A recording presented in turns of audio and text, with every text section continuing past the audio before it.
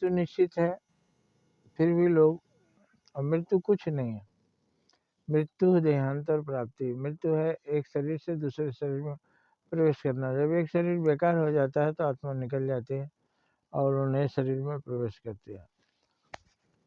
ईश्वर के आदेश से ही होता है, स्वयं नहीं सब कुछ करती है। लेकिन फिर भी आदमी मृत्यु से डरता है, मृत्यु सोचता है मृत्यु सब कुछ है, मेरा सब कुछ ले लेगी। ज्ञानी समझता है मृत्यु कुछ नहीं है। तो एक आदमी भगवान से प्रार्थना करता था, हे भगवान हम मरे नहीं। भगवान प्रसन्न हुए, उन्होंने कहा जाओ नहीं मरोगे। उसके बाद वो 100 साल का हो गया, 100 से ऊपर भी बढ़ने लगा, 125 साल, 150 साल का हो गया। बेड पर पड़ा रहता था, न चल सकता न फिर सकता, हाथ पैर में हड्डियां ही दिखाई दे रही हैं, केवल चमड़ा रह गया, सारा मांस गल गया है। एक समय मांस बढ़ता है, एक समय ऐसा आता है कि मांस गलता है। आंखें घुस गई अंदर गड्ढे में, वो जीता जी चमड़ा से मढ़ा हुआ कंकाल दिखता था।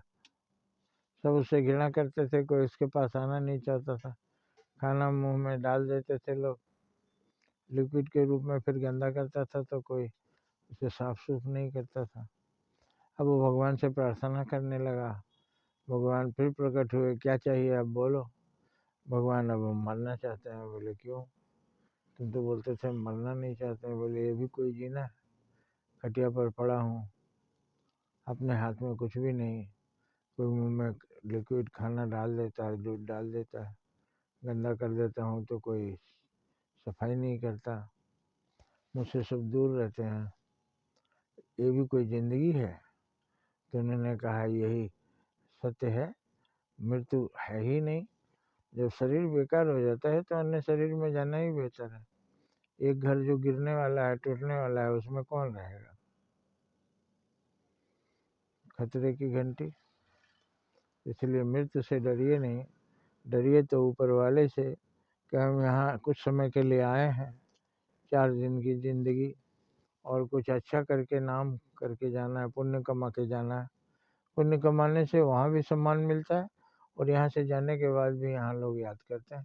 इसी को अमृत भी बोलते हैं, अमरता। जिसने ये अमृत पी लिया कि सेवा से ही स्वर्ग की प्राप्ति होती है, सेवा से ही मुक्ति मिलेगी, दूसरों को मुक्त करेंगे तब हमें मुक्ति मिलेगी, वो अमर हो जाता है। अमृत यही है, यही है अमृत का फार्मूला। जय हिंद, जय भारत।